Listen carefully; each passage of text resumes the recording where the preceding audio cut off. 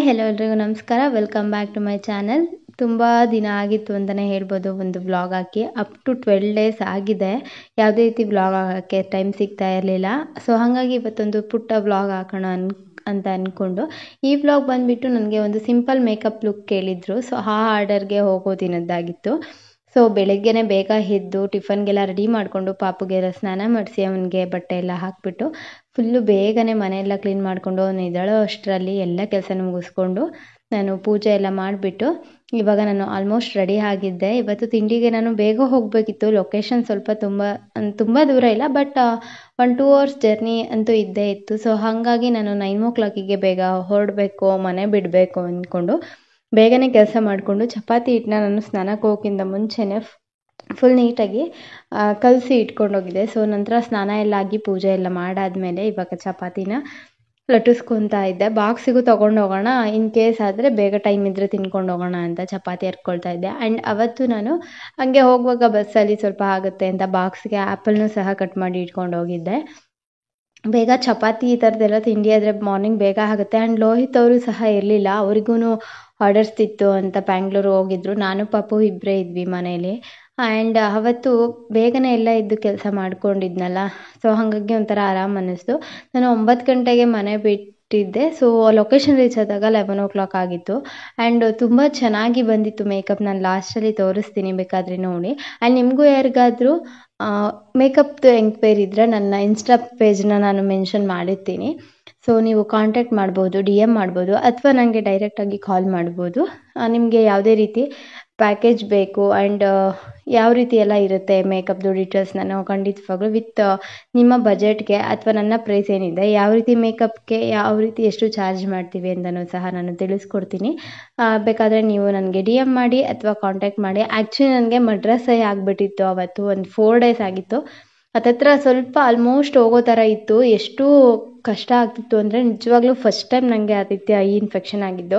ಅದು ಪಾಪುಗಾಗಿ, ಪಾಪುವಿಂದ ನನಗಾಗ್ಬಿಟ್ಟಿತ್ತು. ಪಾಪುಗೆ ನಾನು ಬ್ರೆಸ್ಟ್ ಮಿಲ್ಕ್ ಹಾಕಿದ್ದೆ ಅವನ ಐಸ್ಗೆ. ಸೊ ಹಾಗಾಗಿ 2 ಡೇಸಲ್ಲಿ ಅವನಿಗೆ ಬೇಗ ಕ್ಯೂರ್ ಆಯಿತು. ಸೊ ನನಗೆ ಅಂತೂ ತುಂಬಾ ಹಿಂಸೆ ಕೊಡ್ತು. ನಾನು ತಡ್ಕೊಳಕ್ಕಾಗಲೇ ಇಲ್ಲ ಆ ನೋವನ್ನು. ಕಣ್ಣು ಎಷ್ಟು ಚುಚ್ಚಿದಾಗ ಆಗ್ತಿತ್ತು ಅಂದರೆ ಸೂಜಿಲ್ಲ ಚುಚ್ಚಿದ ಥರ ಆಗ್ತಾಯಿತ್ತು.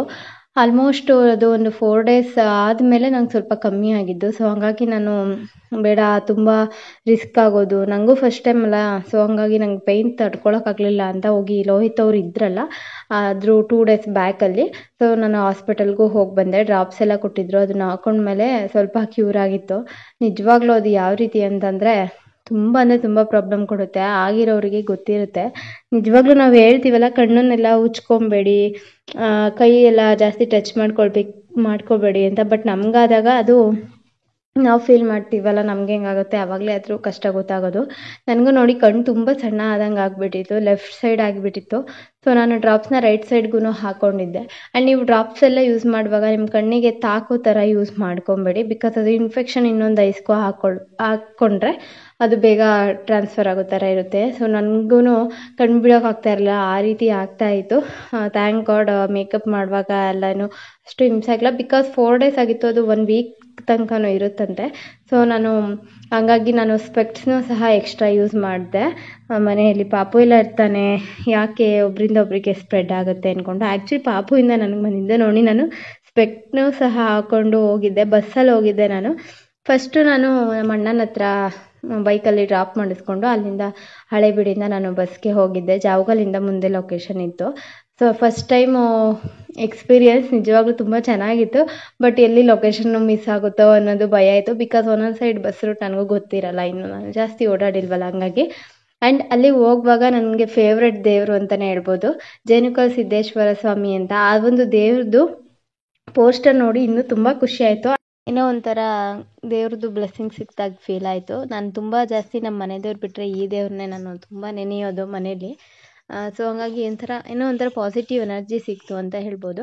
ನೋಡಿ ಅಲ್ಲೆಲ್ಲ ಹೋದಾಗ ನನ್ನ ಪ್ರಾಡಕ್ಟ್ಸ್ದೆಲ್ಲನೂ ಓಪನ್ ಮಾಡಿ ಇಟ್ಕೊಂಡಿದ್ದೆ. ಆ್ಯಕ್ಚುಲಿ ಬ್ಯುಸಿ ಟೈಮ್ ಇರೋದ್ರಿಂದ ನಾನು ಕ್ಲಿಪ್ಪಿಂಗ್ಸ್ ಯಾವುದೇ ರೀತಿ ಮೇಕಪ್ ಮಾಡುವಾಗ ತೆಗೆಸ್ಕೊಳ್ಳೋಕ್ಕಾಗಲಿಲ್ಲ. ಫೈನಲಿ ಮೇಕಪ್ ಈ ರೀತಿ ಬಂದಿತ್ತು. ತುಂಬ ಸಿಂಪಲಾಗಿ ಕೇಳಿದರು ಆ್ಯಂಡ್ ತುಂಬ ಕ್ಯೂಟಾಗೂ ಕಾಣಿಸ್ತಾ ಇದ್ದರು.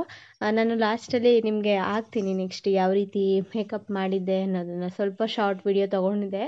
ಅವರು ಆ್ಯಂಡ್ ಅವ್ರ ಫ್ಯಾಮಿಲಿ ಮೆಂಬರ್ಸ್ ಎಲ್ಲರೂ ತುಂಬ ಖುಷಿಪಟ್ಟರು. ತುಂಬ ಚೆನ್ನಾಗಿ ಬಂದಿದೆ ಮೇಕಪ್ ಅಂತ ತುಂಬ ಸಿಂಪಲಾಗಿ ಕೇಳಿದ್ರು. ಸೊ ನಾನು ಹಾಗಾಗಿ ತುಂಬ ಸಿಂಪಲ್ಲಾಗಿ ತುಂಬ ಚೆನ್ನಾಗಿ ಮಾಡಿಕೊಟ್ಟಿದ್ದೆ. ಅವ್ರಿಗೂ ಸಹ ತುಂಬ ಇಷ್ಟ ಆಯಿತು. ಆ್ಯಂಡ್ ಹೇರ್ ಸ್ಟೈಲ್ ಅವರು ಶಾರ್ಟ್ ಹೇರ್ ಮಾಡಿಸ್ಕೊಂಡಿದ್ರು.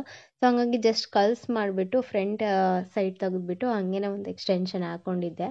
ಆ್ಯಂಡ್ ಅಲ್ಲಿಂದ ಬಂದಾಗ ಸ್ವಲ್ಪ ಟೈಮೇ ಆಗಿಬಿಟ್ಟಿತ್ತು. ಅಮ್ಮ ಮನೇಲಿ ಪಾಪನ ಬಿಟ್ಟೋಗಿದ್ದೆ. ನಾನು ಬಂದಾಗ ಪಾಪ ಮಲಗಿದ್ದ ಅಂತ ಹೇಳ್ಬಿಟ್ಟು ನಾನು ಮನೆಗೆ ಬಂದುಬಿಟ್ಟು ತುಂಬ ಎಲ್ಲ ಕೆಲಸಗಳನ್ನೆಲ್ಲ ಡೈಲಿ ರೂಟೀನ್ದು ಮುಗಿಸ್ಕೊಂಡು ಆನಂತರ ಮನೆಗೆ ಹೋಗಿ ಪಾಪನ ಕರ್ಕೊಂಬಂದೆ. ಇನ್ನೇ ನಾವು ಹೊಲ್ದ ಹತ್ರ ಹೋಗಿದ್ವಿ, ಸ್ವಲ್ಪ ಕೆಲಸ ಇತ್ತು ಅಂತ. ಲೋಯಿ ಅವರು ಹೊಲ್ದ ಹತ್ರ ಏನೋ ಹೋಗಬೇಕು ಅಂತಿದ್ರು. ಸೊ ಹೆಲ್ಪ್ ಆಗುತ್ತೆ ಅವ್ರ ಜೊತೆ ಅಂತ ನಾನು ಹೋಗಿದ್ದೆ.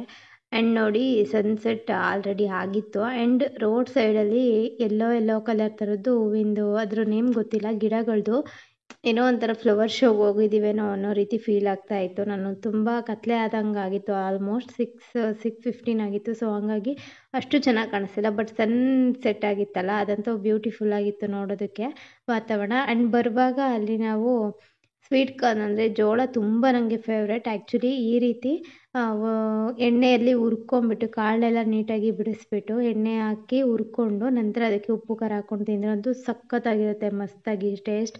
ನಾನು ಪ್ರೆಗ್ನೆನ್ಸಿ ಟೈಮಲ್ಲೂ ಸಹ ಸೀಸನಲ್ಲಿ ತುಂಬ ಅವಾಗವಾಗ ತರಿಸ್ಕೊಂಡು ಸ್ವಲ್ಪನೇ ತಿಂತಾಯಿದ್ದೆ. ಬಿಕಾಸ್ ಜಾಸ್ತಿ ತಿಂದರೆ ಎಲ್ಲಿ ಸ್ಟೊಮಕ್ ಪೇನ್ ಬರುತ್ತೋ ಅಂತ ಅಂದ್ಕೊಂಡು.